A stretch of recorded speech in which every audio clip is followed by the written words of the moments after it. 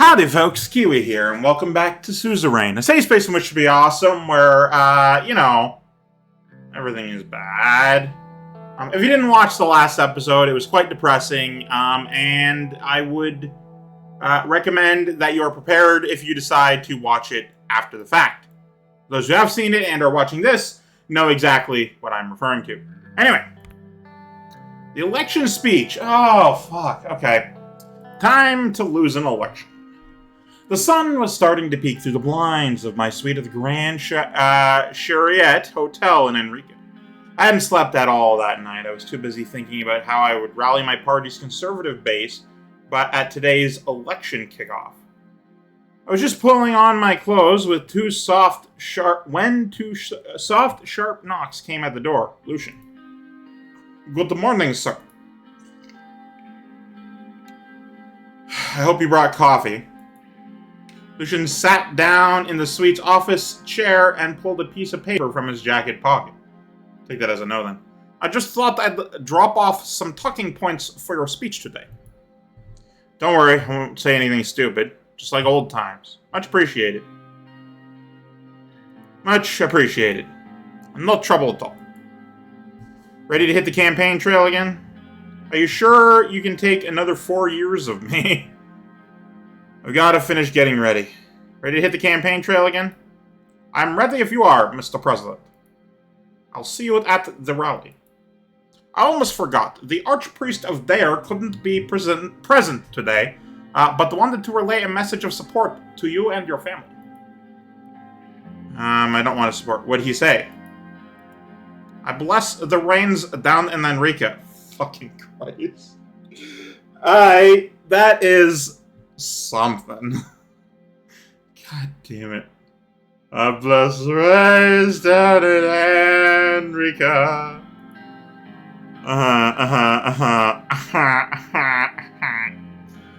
Lucian left the room. I finished putting on my tie and reread my notes for the morning speech. God, am I glad that stupid joke was not in the last episode. A few hours later, I was waiting in the wings at the North Sword Auditorium in Enrique. In the audience were several thousand of my conservative supporters. Okay, so they're all conservative, huh? Behind the podium hung a sworded flag and a giant banner that read, "Victory's close. Peace, prosperity, and the Swordish way. Your land, my land, Sordland. For a united Sordland." The conservatives, huh?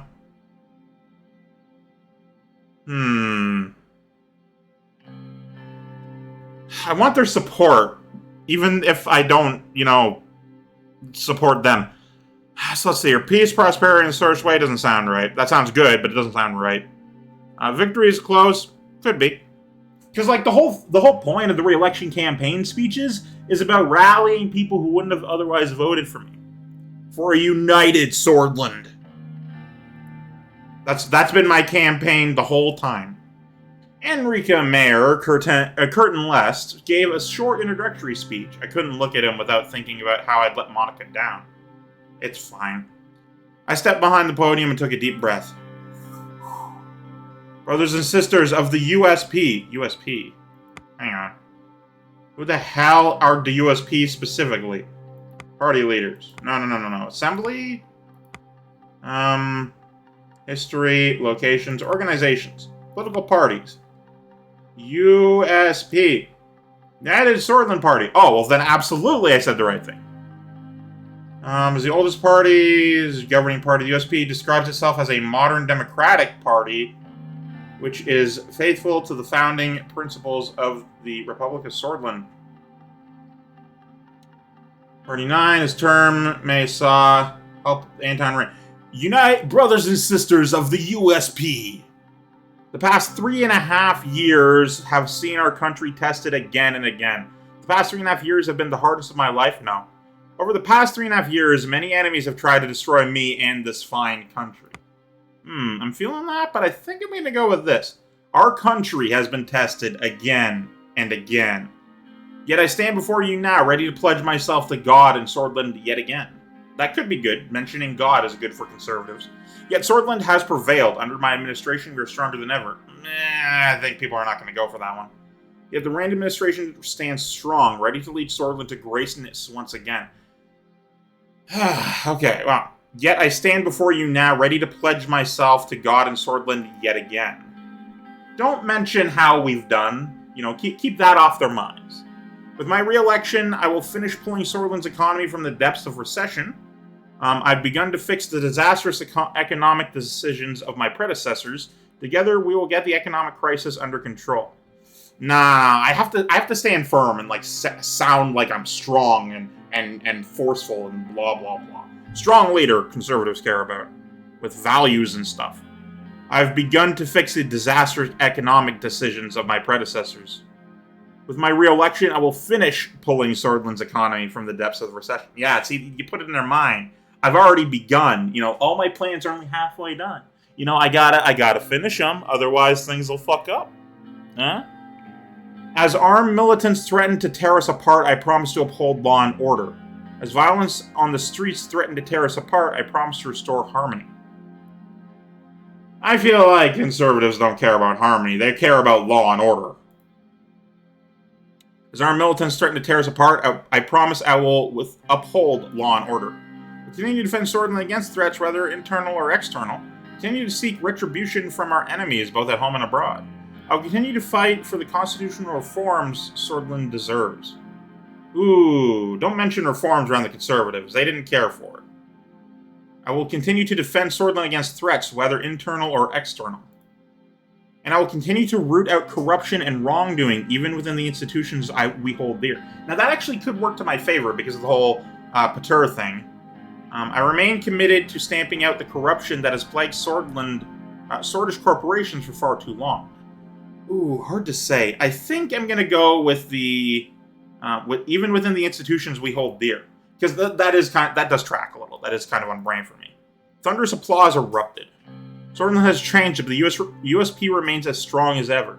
Some of you accuse me of straying from the values of the USP, and to them I say I am the... No, absolutely not. Are you foolish? Sordland has changed, but the USP remains as strong as ever. There has been tremendous progress made in this term and more to come. I promise you, there is no way we can lose. I've devoted an unprecedented amount of effort towards making Sordland's economy the best in the world. We will not lose. There has been tremendous progress made in this term and more to come. That does track. But that isn't a lie. People are gonna sniff out a lie the instant I say one. But that ain't no lie. I and Vice President Tory shall lead Sordland into a bright new era. I shall run for re-election with Gloria Tory, Sordland's first ever female vice president. Nah, if it's a conservative thing, I'm gonna be strong, I and Vice President Tory shall lead Sordland into a bright new era. A roar shook the hall. Good roar or bad roar? Anyway, yeah, no, because people are just like, the conservatives like, Pater Victor and bad for family. No. They don't respect that he's dead, which is a shame. But, now that he is gone and, we have a conservative person, they will into bright new era, into and new, and work well with new VP. Roar shook the hall. I guess good roar. We will form a broad coalition of supporters to make sure morning finally comes. It is time, my fellow swords, a new dawn is upon us, and it begins right here and right now. Form a broad coalition of supporters. It is time, my fellow swords, a new dawn is upon us. Neither of these are really on brand for what I'm saying, but, So remember, vote Rayne. It's time to get back on board the Rayne train. Fucking aight. I haven't been much for it, but if it's conservatives, they're going to be like, oh yeah, that's the thing. People say that. The audience enthusiastically finished the saying as streamers shot out of the cannons behind me. My re-election campaign had officially begun. I stepped down from the podium. Okay, hopefully that was a good speech. Lots of things going on around the country. What do we got economically? Mixed economy? We'll be producing protecting private properties and will allow some level of economic freedom. However, we can interfere with the economic activities to serve Sordland's needs. That's actually really good. I really want that. Mixed economy. Don't go for one or the other, because then you'll just have shit going on. Oh, fuck. Young Swords launch attack on Benfey. Revolters take over cultural center. Banned Young Swords members have begun assassinating government officials in Benfey, leading to massive public panic and chaos. Police units are actively fighting the Young Swords elements who are hiding among the rioters, leading to necessary deaths during gunfights. It is also reported that the sister of the Benfey mayor has been kidnapped and is being held at gunpoint. Well, that's not good. We'll just take over a cultural center, declare HQ. An estimated 6,000 revolters have taken over the massive Benfey Cultural Center complex and declared it the headquarters of the revolution. Dozens of citizens were injured in the chaotic event where the police tried to rescue hostages near the center. A massive riot police formation is surrounding the center as of now, but they are overwhelmed in numbers. Meanwhile, a large group of nearly 10,000 rioters have begun taking over the port, and engagements between the police and the citizens are ongoing. Fucking cool. Read the report from Jen. Disguised rebels ambush police officers. Armed revolters have disguised themselves as construction workers and attacked several police officers with weapons that led to several deaths in broad daylight. The police responded immediately, but several casualties were sustained. More citizens began fighting against the police in the streets of Jen, causing the city to collapse into chaos. The police retreated back to their headquarters and kept engaging the rebellious protesters. God, everything's bad, isn't it? Just everything bad. There's none of it good. Read a report from Estord. The 3rd Armored Division's military outpost was surrounded by nearly 10,000 rioters for 2 days. The local commander reported a potential to be overwhelmed as a unit. The situation escalated when the colonel of the division ordered battle formation and attacked the rioters with tanks and APCs, which resulted in 310 kills and 1,300 wounded. Many tanks of the column rolled through the protesters. Okay, this is just a bad time. When first aid and medical teams arrived to save lives, the colonel forbade them to treat the rioters as they were branded enemies of the state. The division has since suppressed or killed all dissenting voices in Estord and taken over the city. The situation is tense but secure. What's going on in Narble? Read the report from Narble. Facilities occupied by rioters. Hundreds of rioters. Why is there so many goddamn rioters? Descended upon the national gas facilities of Gassom in a bid to take over the private property. Police tried to stop the 3,000-strong group and managed to crowd control some of them, while others have entered private facilities and taken over some of the buildings. More police units have arrived and begun sieging the occupiers of the offices. After a week of a standoff in which the occupiers swelled in numbers, a massive clash resulted in the destruction of the facility and the death of 18 people, including 4 police officers. I wanted to just move, not click on that. It's going in a whole sword. Briefing on the current economic situation. Oh my god, please take me away from all the fucking rioters. Air sanctuary roof arson by vandals. Well, they're not rioters. Hundreds of vandals attacked the Art Sanctuary, set the roof on fire. The fire departments, local police immediately intervened to prevent further damage to the building. Firefighters, police from the south in the Art Sanctuary. It was a matter of revolt. Units, several things, fired guns, armed rioters. Situation in the city is escalating. What's going on in Lockhaven? Protesters occupy Blue Mansion and City Hall. I'm just tired of reading this shit. Why did it all happen at once? Many were beaten and property was heavily damaged. Riot, police to disperse the crowds resulted in a massive clash with hundreds of wounded people. The city is in utter chaos after the event of the mass protests seem to be ever growing. More reinforcements of riot police have been called to the city to help. Read the report from Ribery. Rioters destroy historical site. Okay. Heavily injured and hospitalized. Red Youth launch attack on Gelsart. Oh god, it's just the Red Youth. Thank you. Banned Red Youth members have launched attacks on the civilian infrastructure in Gelsord, causing massive damage. Many militants of the group were armed and fired on police officers, resulting in many deaths. A bomb attack on the Gelsord Research Council has led to the death of many scientists. The gerrymander has now entered the city and is actively clashing with the group. It is expected that there are several hundred armed members hiding in the urban sprawl. Please, for the love of God, Simon! I arrived in the Ministry of Economy and proceeded upstairs. An assistant waiting by the door to the meeting room took my jacket. Simon, please save me from the riots! God damn it.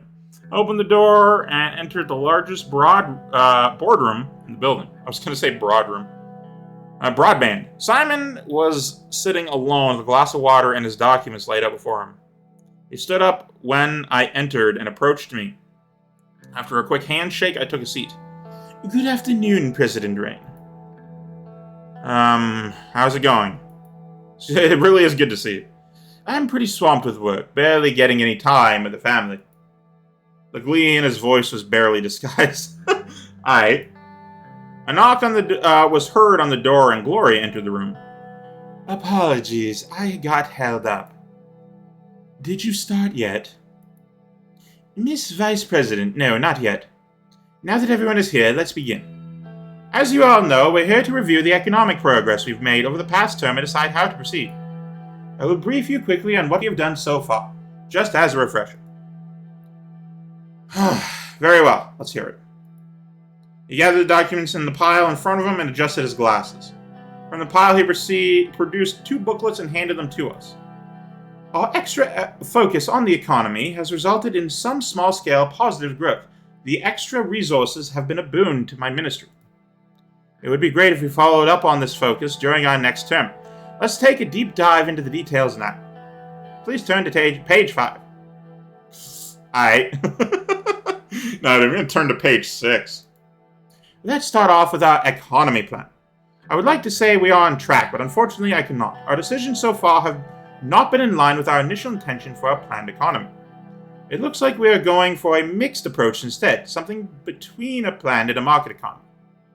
I don't see a problem with that. It is sometimes necessary and justified to deviate from a plan. It is unfortunate that we could not follow through. I blame the circumstances. I know there's no need to rub it in. Well, I'm definitely not going to say 3. Fortunately that we could not follow through, I blame the circumstances. True, but we could have tried harder to stick to the plan. Just pointing out the facts here. Let's move on with the report. Turn to page 16. I turned to page 16. One turn to page 16. Titled Status of Trade and the Effects of Foreign Policy. I'm happy to say that our trade has increased since the beginning of our term. We're on the right path. More trade means a more vibrant economy, which means unbridled economic development. Please turn to page 17. Alright. Is the next page. In our attempt to repair Sordland's economic system, we went for a mixed approach. We tried to cater to both the needs of both businesses and sort of citizens. There's been a delicate balance. Thankfully, living standards are steadily increasing. We've been receiving fewer and fewer complaints about our welfare systems. Good. Keeping citizens happy is integral to keeping Sordland stable. Yep. There is no disagreement on that one. Fucking, have you heard about all the goddamn rioting? Exactly. Some of our industries have also been knocked down to their knees by our recent taxations. The demand for these goods has decreased drastically, which led to businesses in these industries being shut down. Some people are calling the government out for infringing on their personal liberty. Apparently, some even filed lawsuits saying that the taxes violate their human dignity. Their lawyers argued for them that they need it for mental health treatment. Fucking excuse me? I've never heard of this kind of excuse. Now turn to page 34. Production in our country has nearly doubled since the start of our administration. It is a great success. I couldn't have asked for more. Good work. Doubled? It's not enough. We need to triple our production. No, quadruple. I'm not gonna be like that. Let's not forget about the sacrifices we made to make this. We had to make to achieve this. Absolutely, we shouldn't lose focus. We are on the right track. If we keep doing what we are doing, it is bound to get better. Moving on to logistics. We have an infrastructure problem, and the economy won't truly flourish until we solve it. We need to make new roads to improve the existing ones. People and businesses alike have been complaining. Smoother commutes, easier access, and faster delivery times would help everyone out. We're very close to the end. I want to talk about a few numbers. Please turn to page 57. I've prepared a chart. Turn to page 57. Do I get to see the chart? Our inflation rate is currently at a staggering 25%, up from 7%. It might be the highest in Sordland's history. The Sordland has been wildly fluctuating as a result, and consumer prices have gone up. Oh god, they just had to fucking bring inflation into my life. Fucking, I'm a real life citizen in real life, and I go to a grocery store, and shit's like so much more expensive than it used to be. I used to be able to get a pizza for $5.99, like frozen pizza. Now it's like $8 something. It sucks. Which means that Sordland citizens are angry at the government. Rightfully so. We have failed them. We need to take responsibility. If we are not re-elected, we can't help them. We need to fix this. There's nothing more important than the well-being of our citizens. Agreed. Mr. President, do you have any questions so far? What is our debt situation? How are we doing with unemployment? What is the latest numbers on our GDP? Ooh, GDP. No, that's a very good question, though. Our current GDP is at 141 billion SR, a major decrease from the 310 billion SR we had at the beginning of our term. As per the latest stats, the economy shrank 18% in the last 4 years on average. In short, we are suffering from a decreased economical capacity. What is our debt situation? Our debt is at 513 billion SR, way more than the 427 billion SR at the beginning of our term. Basically, it has budged significantly down from where we started. I would still consider this as an economic loss, as we inherited a recession. We essentially increased the possibility of an uncontrollable debt spiral. How are we doing with unemployment? The unemployment rate remains steady at 16%. The change is mostly due to our lack of investments in economic planning. Those are all the questions I had. Fuck, everything is actually worse than I started. I'm supposed to be an economist. Very well. I want to quickly highlight our budget expenditure. My numbers indicate that overall we have been fairly balanced in spending our government budget. A balanced approach is good. However, we shouldn't forget that money that is not spent is just pieces of paper. Look, I've been gaining budget. Now going into the elections, and hopefully a second term, we need to decide on the way forward. One thing is clear, we need a bigger budget. We shouldn't start our next term with a budget deficit. What should we do, Mr. President? Any ideas?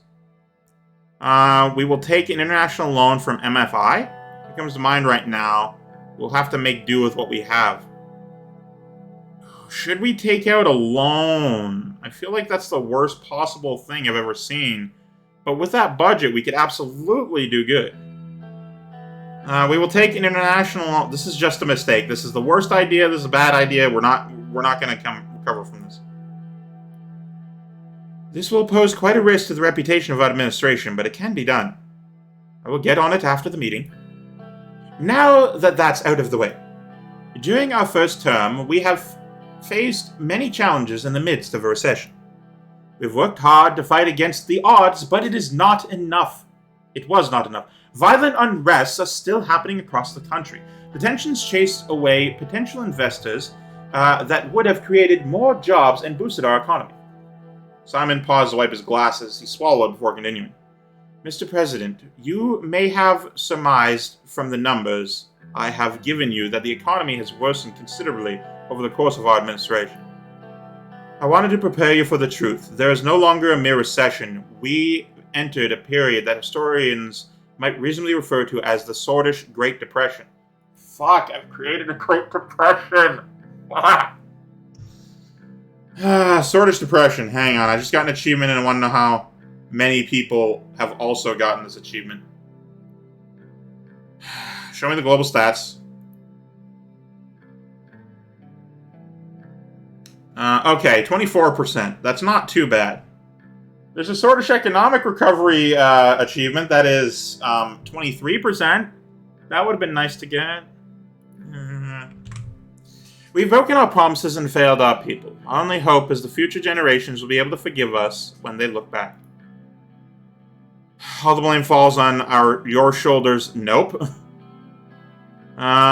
We have done all we could. This is my fault. I made the decisions that led us here. Now is the time to look to the future and try and fix our mistakes. I could have taken full blame, and technically I still am. We've done all we could. With a team like this, we will, I'm sure of it. Nothing against my predecessor, Mr. Vectern, but he doesn't exactly strike me as an economic mastermind. Oh, most of the decisions are mine. He did very little as vice president. He was too busy cheating. He had no time to rule the country. Things should run a lot more smoothly going forward. We will get through this together. That is all for our meeting today. Thank you for coming. Meeting dispersed, I hurried to the cafeteria to get a cup of coffee. Well, our budget increased, which is nice, but our economy is still garbage. And it will stay garbage, apparently, forever. What do we do this turn? Alright. Decided to arrange a regular. To gain the necessary funds for the next term, I decided to take international loans. Look at all that budget we got! Look at all of it. Report. Marble soon to be a ghost town? Interesting. Mayor Marble requests financial aid for the city to combat the increased immigration. He reported that the city will be a ghost town in a few years if no measures are taken. The lack of goods and materials flowing from Morna to Holsword is the main contributing factor to the city's economic downturn. Oh, Marble. NFP welcomes General Lutheran's son. National Front parties welcome General Lutheran's son into the midst today in Holsword. Sending a Lutheran back in politics is shocking to most citizens. General Lutheran infamously organized the military coup against former President Whiskey that led to the Sordish Civil War. Mr. Kibbener has organized the event, President Whiskey, to appeal to his voter base, symbolic. Yeah. The Sordish revolutionary. Hundreds of thousands following when a fire broke out in Holsword prison during heavy fighting. Many still claim this to be a plane attack. He was stripped of the position and remained in prison until his death in 1928. Interesting. A former leader of Sordland. Read the report from Sarna. Increased crime and racial violence plague Sarna. Mayor of Sarna requests financial aid and the additional security for Sarna. He reported a spike in racial violence and crime in the city. The lack of investment seems to intensify the economic differences between different parts of society. Lenkirk. Read the report. Tons of salmon left rotting in storage? Request financial aid for the city to slow down the economic crash, which was triggered by a massive decrease in fish exports. The city is reported to have a problem in finding new customers. Tons of salmon are left to rot on a daily basis, which cause many fishermen to move away from the city. That mirrors a thing that happened in real life with grain. The whole thing in Ukraine, I'm not going to get too into the details, but because a lot of their exporting capability is gone, and they were exporting, I believe it was wheat, to like dozens of different countries, and like a huge amount, maybe it was corn or something, I don't know. They were exporting some sort of grain to like a huge amount of the world, to Africa, all these places. They're now having a food crisis, and quite literally, the food is just in warehouses, just stocked up, and they can't make any money. Scheduled television interview. Read the report from Lockhaven. PFJP Richter's slogan, victory for everyone. As the 1957 election starts to approach, Friends Richter and the People's Freedom and Justice Party is making waves in Lockhaven. Their company slogan, victory for everyone, covered the city after a campaign visit in the city. PFJP has been the United Sordland Party's major opposition since their formation, each year earning a higher percentage of votes. Oh, they're definitely going to get it this year. Scheduled television interview.